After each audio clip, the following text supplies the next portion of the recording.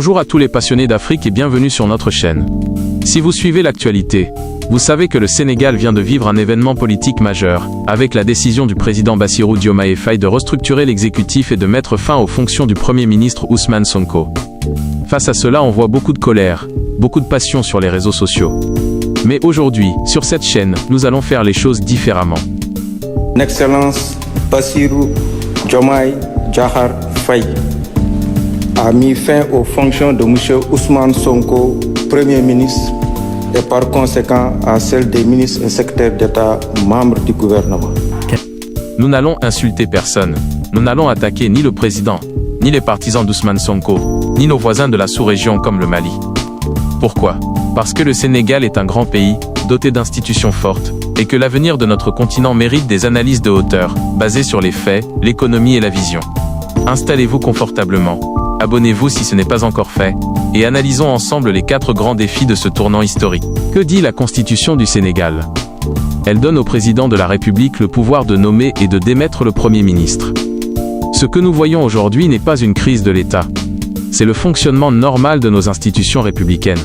Le duo Diomaye-Sonko a suscité un immense espoir, notamment auprès de la jeunesse. Les partisans d'Ousmane Sonko ont mené un combat historique pour l'éveil des consciences et pour la souveraineté. C'est un fait indéniable. D'un autre côté, le président de la République a la charge suprême de l'État et doit faire des choix stratégiques pour la stabilité et la sécurité de la nation. Plutôt que de voir cela comme une division destructive, nous devons l'analyser comme une évolution politique. Le modèle démocratique sénégalais est testé, mais il reste solide.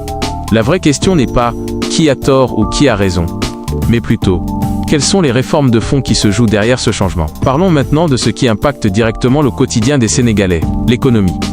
Pourquoi ce changement de cap maintenant, en mai 2026? Le Sénégal est à un carrefour économique.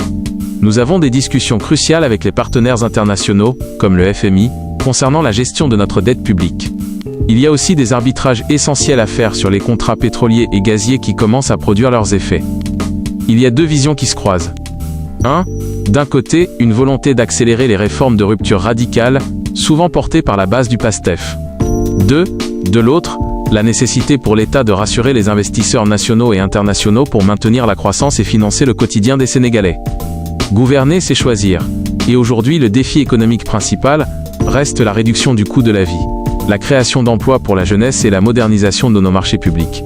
C'est sur ce terrain-là, et uniquement sur celui-ci, que le gouvernement sera attendu. Élargissons notre regard. Le Sénégal n'évolue pas dans le vide. Nous sommes en Afrique de l'Ouest, une région en pleine mutation géopolitique.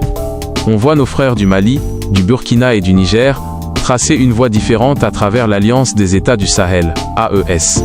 Chaque pays a ses réalités, ses défis sécuritaires propres et ses choix de gouvernance. Et chaque peuple mérite le respect dans ses choix.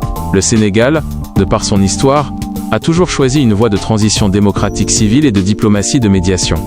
La restructuration actuelle montre que le Sénégal cherche à consolider sa propre trajectoire. Rester un pôle de stabilité pour attirer les investissements, tout en réclamant, lui aussi, plus de souveraineté et de respect dans ses partenariats internationaux. Notre force, c'est la stabilité. Et préserver cette stabilité, c'est le meilleur moyen d'aider toute la sous-région. Pour conclure, mes frères et sœurs, ce que traverse le Sénégal aujourd'hui n'est pas la fin d'une histoire, c'est le début d'un nouveau chapitre. Les leaders passent, mais les institutions et le peuple restent.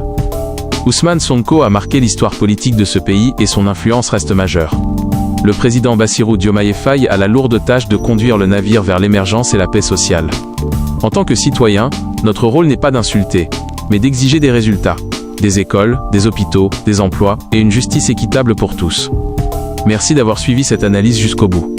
Dites-moi dans les commentaires, toujours dans le respect et la fraternité, comment vous voyez l'avenir économique du Sénégal après ces changements. C'était votre frère, prenez soin de vous, et à très bientôt pour une prochaine vidéo.